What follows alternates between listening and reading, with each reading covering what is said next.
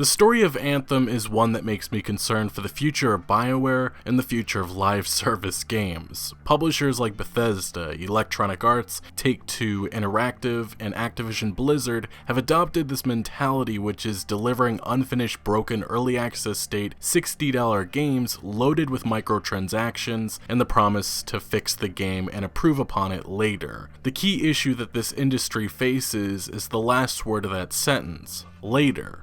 When you buy a video game, whether that be $60 or one of the various more expensive special editions these publishers typically offer for said game, it should be complete in good day one, not later. I don't know if it's because so many people have become impressed with what Hello Games has done with No Man's Sky, but not every video game will have a comeback after a rough or disastrous launch. Now here in 2019, just about every big publisher has jumped on the live service bandwagon, and I'd argue these types of experiences that they are building need to be good day one, or they just will never reach the full potential that they could have achieved. That's the story with a game like Star Wars Battlefront 2, props to DICE for continuing to support it, but because of the disastrous launch, it just has become a bad memory to many. Even though it has definitely improved, it doesn't matter, because in 5 years people won't speak about that. They will speak about the first few weeks after launch, in which Electronic Arts dug that game's grave. Here in 2019, games like Fallout 76, Red Dead Online, and Anthem are some of the biggest examples of experiences that needed to be good day one, but have just been unbelievable messes. We talked about some of the new issues with Bethesda and Fallout 76 the other day. We'll get to Red Dead Online very soon, but today we're concentrating on the never-ending mess that is Anthem and BioWare. A lot of people will point the finger at Electronic Arts, but based on Jason Schreier's report on the disastrous development of the game that we discussed a few weeks ago, it's clear Anthem was the game BioWare wanted to make. Now obviously Electronic Arts still deserves some blame because the Frostbite engine originally intended for the Battlefield games has been forced on most of the EA studios, and appears to be one of the major reasons why BioWare as a studio has been struggling. Anyway, with that said, BioWare's leadership is largely why Anthem has turned into such a giant turd. The writing has been on the wall for years, the BioWare magic has run out, and the developer is in crisis mode, and right now it's unclear what BioWare's future will look like,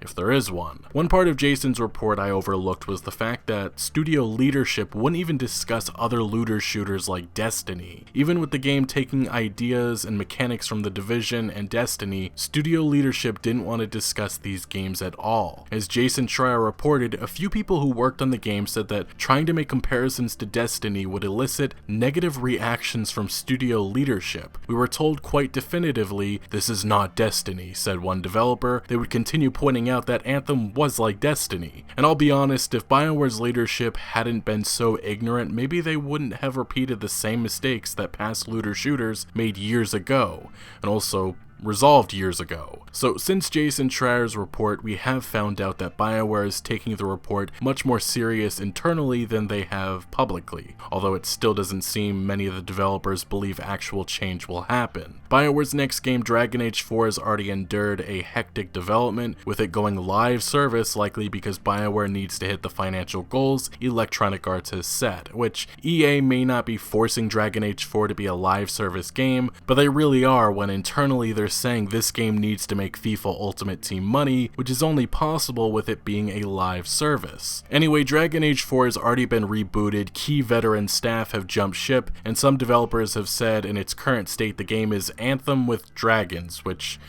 sure as hell doesn't sound very encouraging, but time will tell if BioWare finally learns from their mistakes. Speaking of mistakes, let's go over the latest with Anthem, which continues just to, it's a mess. Unfortunately, things are not getting better, as the 90-day roadmap Act 1 laid out by BioWare at launch for a bunch of cool new content and events that honestly should have been available day one has been delayed. In a Reddit post, BioWare's lead producer Ben Irving and head of live services Chad Robertson put out a statement giving an update on Anthem, which, did you know it's actually in early access? Yeah, thank you Red Dead Online, because this will be the new norm where every publisher hides their unfinished $60 game behind an early access or beta label. But as BioWare says, it's been 10 weeks since the early access release of Anthem. While we have been quiet publicly, we have been hard at work in the background, and we wanted to provide an update on the state of the game, which I'm just going to summarize each of these topics because I'll be honest, this whole post is a whole lot of nothing. So the past 10 weeks, BioWare ignores their various failures and lies, like the whole ongoing debacle over loot in the Elysian chess mess, in which on multiple occasions, Ben Irving, at the very least misled players for weeks about what would be included in these cosmetic crap chests earned through gameplay. Pretty much BioWare avoids discussing anything that has happened, and they instead claim that they have learned a lot, which, whatever. Now to the actual new game update that came the other day, BioWare added some good things that again should have been in day one, like accessing the Forge wherever you want to, and the major new content is actually in the background of this video. I'm playing the new Stronghold, which I'll be honest is very mediocre at best and kind of disappointing, but that's just my opinion. Now to the main part of this post, BioWare announces the rest of the 90-day roadmap has been delayed, which includes the Mastery System, Guilds, Legendary Missions Phase 2, weekly Stronghold challenges, leaderboards, some free play events, and the biggest piece of post-launch content that really still is the reason many are playing in anticipation for it,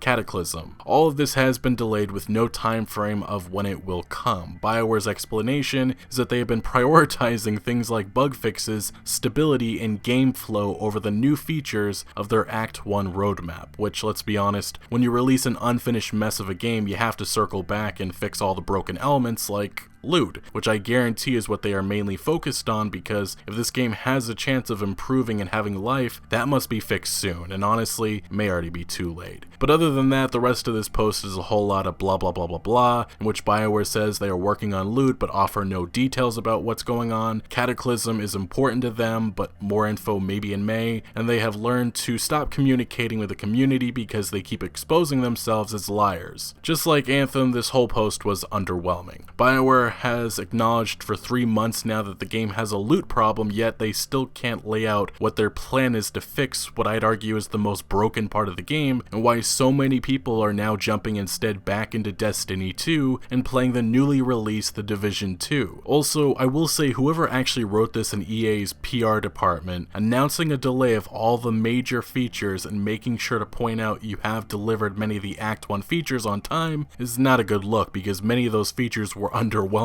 Like an increased amount of certain enemies in the open world is not a feature that much effort was invested into, and not what players have been looking forward to. Now continuing on, the Anthem community that is left just seems to be devastated by the incompetence of this developer, and have pointed out some of the extreme takes that did not age well, like Stronghold lead Ben Scott's comments here, a few weeks before Anthem was released, and yeah, this aged very poorly. From the dead on arrival part to the we got you fam, and to even the communication part, just a big old yikes. But in other news, another interesting decision was to sell a 61,000 coin wrap, which was something that happened weeks ago but was quickly swapped out with no explanation when various Reddit users called out BioWare for starting to get greedy, which here they are doing it again. As one Reddit user pointed out, and I think they copied from one of the original posts calling this move out when it first happened, unless this is the same person. Well anyway, they accuse BioWare of testing the waters, seeing what they can get away with, which at this point in time would not surprise me. Anthem is not bringing in much microtransaction sales, which could mean trouble soon. Like Fallout 76, things could be getting very, very egregious in the near future. But this Reddit user did specifically state, don't buy it people, they have currently deployed what in my honest opinion is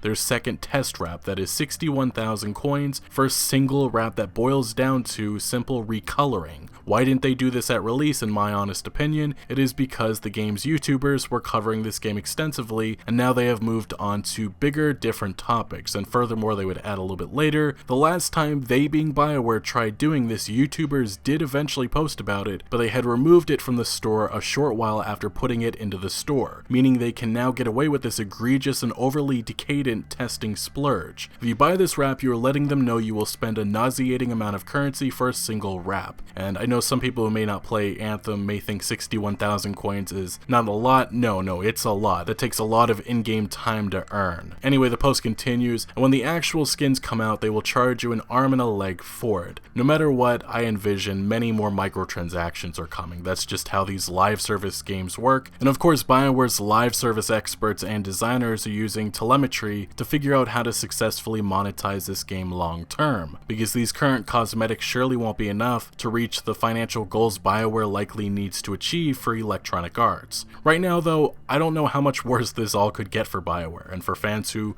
for some reason, have stuck with this mess. Like last week, BioWare delayed their planned stream because a fiber line was cut in their area, affecting their broadcast room, which I'll be honest, that seemed like a rather strange issue that feels rather convenient for BioWare, who's been doing their best to avoid the community ever since things were exposed in Jason Schreier's big Anthem development report. They've kind of been ghosting the community for some time. Now though, that stream has come and gone, and the community is pissed because BioWare spent 30 minutes discussing absolutely nothing new. Like, they spoke about the new stronghold and avoided really any other questions like the big one, loot, which was being spammed in the chat. It was just an awkward mess of a stream that was a waste of time and once again is spit in fans' faces. So I do see some people asking a lot of questions that we're not going to talk about here, so I guess I'll address this now. Not Ben Irving and Chad Robertson. He's got much nicer. And we worked with them to put this message out there it's up on Reddit. You can read about it there. We're not going to go into detail about it here. It's probably best if you just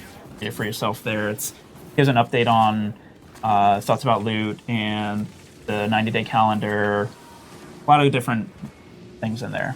We're pretty honest with some stuff, so I've been saying this with all these live service disasters, and I'll say it again. Eventually, I imagine BioWare will get Anthem on the right road, but the issue with that is it'll likely be too late. Players will have moved on, and they will remember the game for the first few weeks and months. On Twitch, as players have pointed out, there is little interest for this game, with Uno garnering more views in April, which is quite telling, just 2 months after release, or as BioWare wants to now say, just 2 months since the early access release began. A recent community survey of over 1,000 players indicated many of Anthem's more dedicated players have just had enough, with 53% saying they already quit the game for good. Additionally, players were asked what they would rank current developer feedback for Anthem, with an overwhelming majority giving either a 1 or a 2 out of 5. As you can see with other poll questions that were conducted in the survey, the Anthem player base is falling apart, and BioWare, since really the game's launch, has been struggling because they released an unfinished mess, which, being that this game has been in development for 7 years, which is really just about a year and a half with all the mismanagement and chaos, there still is no excuses for what has and continues to happen. Because of all of this negative publicity, there is strong indication that it is affecting Precious sales as well, which dropped significantly in March 2019 and will continue to drop. Sales already at launch did not appear very strong, and you just have to wonder, is it possible for this game to turn things around? Will Electronic Arts be patient or pull resources? Apex Legends' sharp decline certainly doesn't help, as it just adds more financial pressure on the publisher, who likely will look to reduce costs any and everywhere it can. Moving forward, it will be an uphill battle for BioWare, who has burned so many players already. That Kotaku report was, for many players, the final nail in the coffin. It confirmed many of the suspicions that we've all been speculating about for months, and that is Anthem's development was a disaster. In the past, a BioWare developer tried explaining that the reason why there's little weapon variety is because they didn't feel it was important in a third-person looter shooter. Another one claimed the reason the game looks so different now compared to the E3 2017 and E3 2018 gameplay presentations is because things change, and it's the cost of transparency. All of this has been proven to be nothing more than lies. I don't know what the future of Anthem will be, but everything that could have gone wrong has gone wrong, and nothing tells me that anytime soon BioWare will start pushing Anthem in a good, satisfying direction. A few months after launch, they still don't even appear to have a solution for the game's biggest issue, loot, which is a bit of a problem in a looter shooter. If this is the world-class live service experience that BioWare was planning, I really am concerned for the future of gaming, because I'll be honest, things in my opinion are not getting better in this industry. They're getting worse. For BioWare, they got lucky with Dragon Age Inquisition, but with Mass Effect Andromeda and now Anthem, this is a developer falling apart due to a variety of problems, and you have to wonder when Electronic Arts just says enough is enough and pulls the plug. Time will tell if Anthem can enjoy a bright future, but for now, it just seems destined for more controversy and angry players. Anyway, what do you make of Anthem since its quote-unquote early access release began? I still can't believe they tried pulling that card. Oh my gosh. Anyway, let me know your thoughts down in the comment section below, but thank you for watching. Make sure to leave a like if you did enjoy this video or found any informative value. Make sure to follow my other social media accounts for updates on new videos. Links are always down in the description below. I'm most active on Twitter, giving opinions on news that I do not always get into video form, so make sure to follow me over there. Also check out my Discord for all sorts of discussion on games, and again, thank you for joining. Consider subscribing for more videos like this. Turn notifications on so you don't miss out on any videos, and I'll see you later.